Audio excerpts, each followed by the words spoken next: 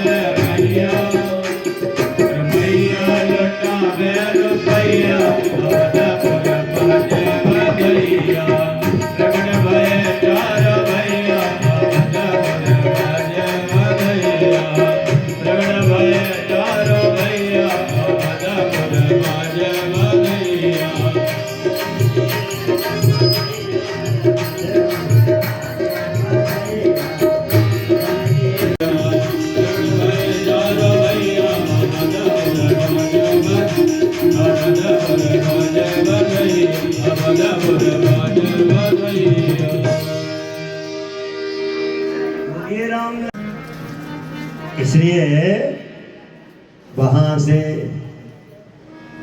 One में से महाराज विश्वामित्र अवध आए और वहां पर जब राजा को पता चला तो महाराजा मुनियागमन सुना जब रोज मिलन गयो ले विप्र समाजा और चरण पखार की ने अति पूजा मौसम आज धन्य नहीं दूजा।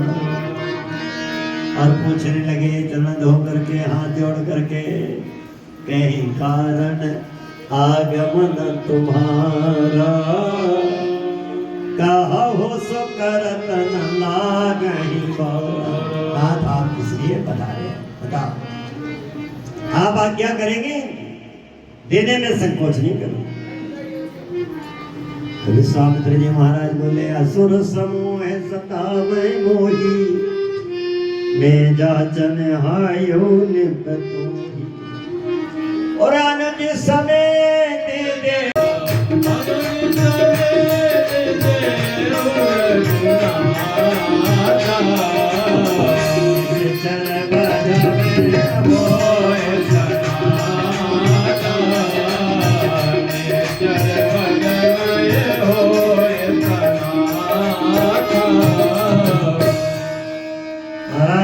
क्या मांगने आए हैं, लेकिन आए हैं अनुज समेत देहो रघुनाथा। राम और लक्ष्मण को मांगे। अब आप जैसे ही सुना विश्वामित्र जी से घबरा गए। महाराज चौथे बन भाई सुत चोरी प्रवचन नहीं कहे विचार। अभी तो कह रहे थे जो कहोगे वो हम देर नहीं करेंगे देने में। अब कह रहे हैं महाराज आपने विचार चौथेपन में मिले हमें पुत्र अब कैसे दे। फिर बाद में वशिष्ठ जी ने समझाया तब उन्होंने विश्वामित्र के साथ में राम और लक्ष्मण को दिया। चले ताड़का का वध किया और आगे चल करके ताड़का वध हुआ, स्वाहु मारीच का उद्धार किया और गुरुदेव से लक्ष्मण जी राम जी से कह रहे हैं बोलो हमको अयोध्या पहुंचा। तब तक एक और खबर आ गई, धनुष यज्ञ महाराज जनक का निमंत्रण आ गया। धनुष यज्ञ सुन रघुकुल नाथा, हरसि चले मुनिवर के साथा। मुनि के साथ में यज्ञ से महाराज जनक का धनुष यज्ञ देखने चले। रास्ते में अहिल्या का उद्धार किया और महाराज आगे बढ़े तो गंगा का पूजन किया और फिर जनकपुर में पहुंचे और जब पहुंचे हैं तो एक अमराई में वहाँ विश्राम किया। और उसी समय जनक जी महाराज को पता चला तो विश्वामित्र का अगवानी करने के लिए, उनके स्वागत के लिए महाराज वहाँ आए। स्वयं महाराज चल करके आए और गुरुदेव को महल में लेके गए। जानकी जी के महल में विश्राम करवाया। जानकी जी को अपने साथ अपने महल में ले गए और दूसरे दिन भगवान पुष्प लेने के लिए गए थे।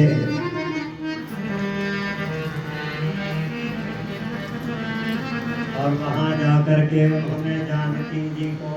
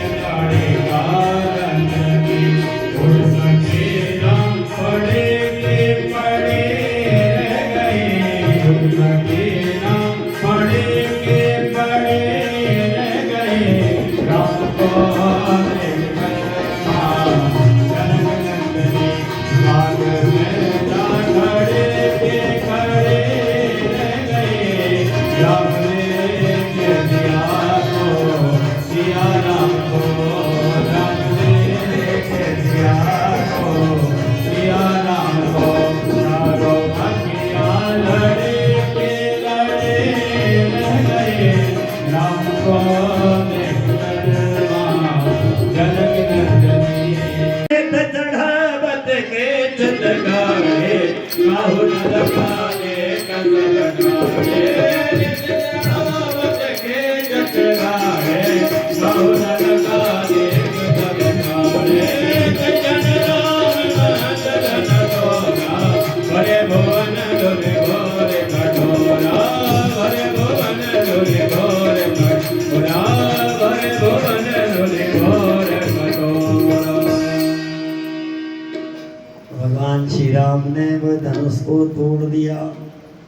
जानकी जी ने जयमाला पहनाई,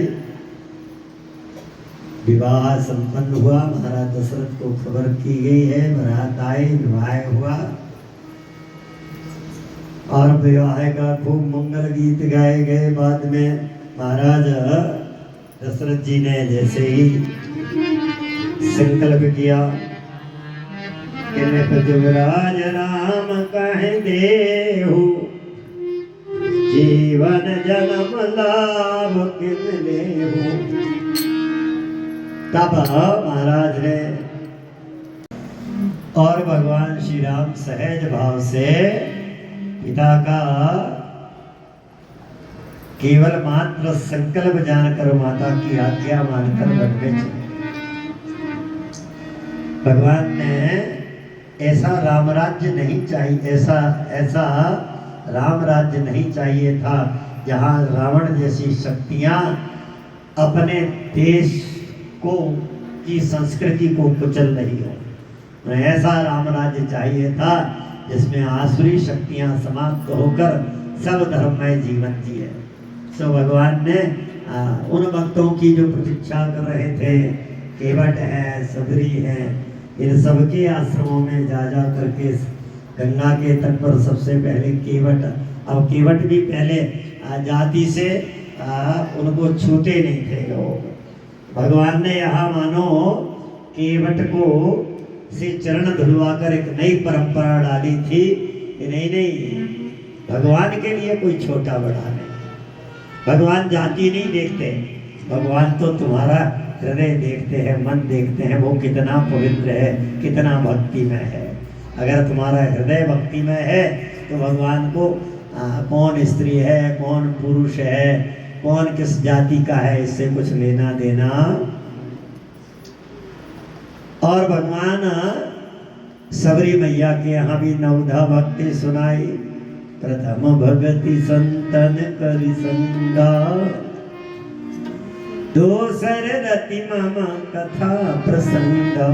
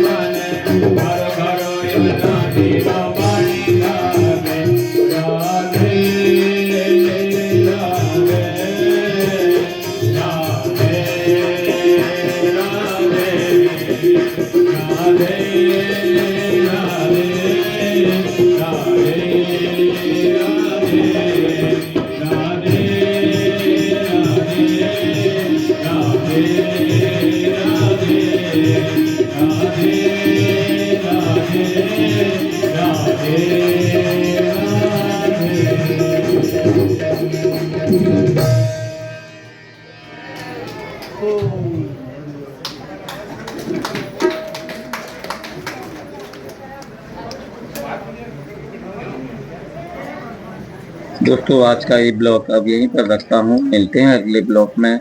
आजकल भागवत कथा का ही आयोजन हो रहा है मेरे ब्लॉग में, आपको भागवत कथा ही देखने को मिल रही होगी। इसके बाद मैं अन्य ब्लॉग भी आपको दिखाया करूंगा। ब्लॉग में बने रहना। ब्लॉग अच्छा लगने पर लाइक, सब्सक्राइब, शेयर, कमेंट अपने दोस्तों के साथ अवश्य करना। जय माता दी, जय भारत, जय।